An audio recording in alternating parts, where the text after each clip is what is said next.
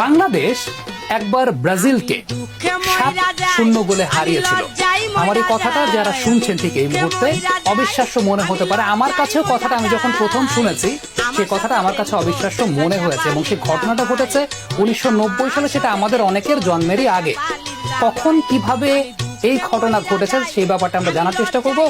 তাওহিদ ভাই, আপনি সেই সময়টায় ছিলেন, জানেন, আপনি আমাকে বলেছেন আমরা যখন অফ এয়ারে ছিলাম বাংলাদেশ 7-0 গোলে ব্রাজিলকে। বাংলাদেশ 7-0 গোলে হারিয়েছে 1990-তে। আচ্ছা, সেখানে ফাইনালে পড়েছিল বাংলা একাদশ এবং ব্রাজিল। সেই একই জার্সি পরা ব্রাজিলের অনূর্ধ্ব 14 দলটি আর আমাদের বাংলা একাদশ।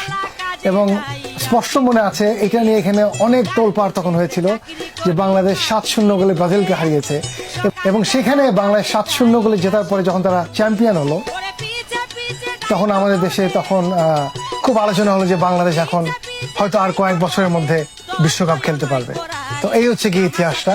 এবং এটা কিন্তু আপনি কেউ যদি খুঁজতে চায় সে যদি গুগলে যায় গথিয়া কাপ, ডানা কাপ 1990 এই যদি খুঁজে, তাহলে ঠিকই বের করে ফেলবে যে ওখানে বাংলা একাদশের নাম আছে চ্যাম্পিয়ন।